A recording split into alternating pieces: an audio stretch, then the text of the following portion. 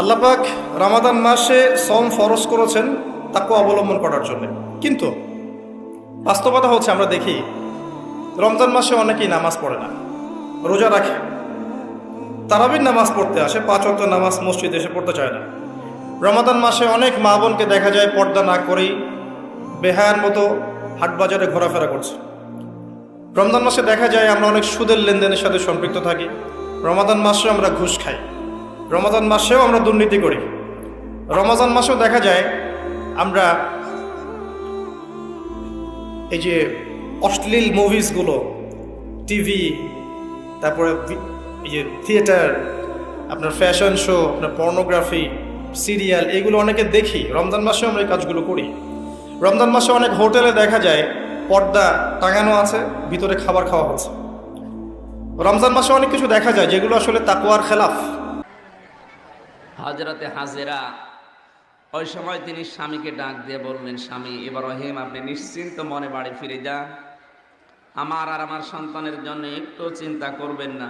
যতটুকু খাবার আর পানি নিয়ে দিয়ে গিয়েছেন এগুলো হয়তো 1-2 দিন 3 দিনে শেষ হয়ে যাবে, কিন্তু আমার আল্লাহর উপরে আমি এতটা ভরসা করি, তিনি আমাদের আর আমাদের সন্তানদেরকে খানা এবং পানির অভাবে মারবেন না। আল্লাহ তার এই কথাটাকে এত বেশি পছন্দ করেছিলেন, আল্লাহর উপরে ভরসাটাকে।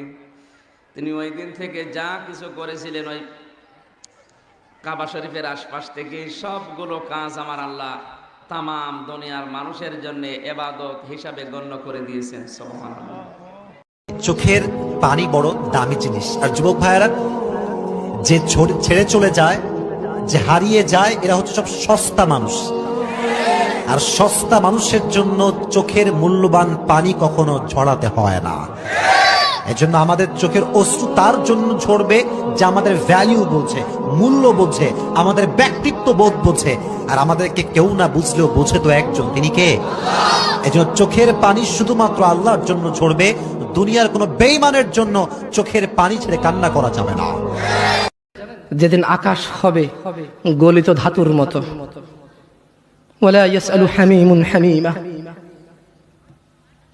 সেদিন কোন অন্তরঙ্গ বন্ধুর খবর নেবে না। ইন্না লিল্লাহি ওয়া ইন্না ইলাইহি রাজিউন। কত বড় মারাত্মক কথা! হায়াতের মালিক কে? গায়েবের মালিক কে? সে কিভাবে বলে সে পরে আসবে? সে মাগরিব পড়বে না, ঈশা পড়বে না, ফজর পড়বে না। সে মাগরিবে বলে কালকে ফজর থেকে পড়বো। সে রাতের গ্যারান্টি দিচ্ছে সে বাঁচবে। লিখে দে, তুই রাত বাঁচবি।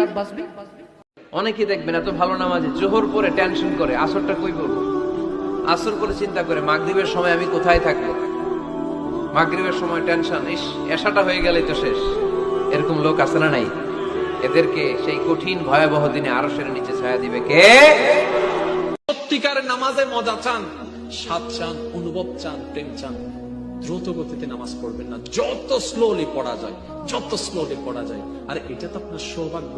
কেন জানেন? আপনি যখন নামাজে দাঁড়াচ্ছেন, নবী রাহমাতুল লিল আলামিন বলে, বান্দারা যখন সিজদায় যায় কপালটা তার মাটিতে লাগে না, রবের রহমতের দরবারে গিয়ে লাগে। সুবহানাল্লাহ।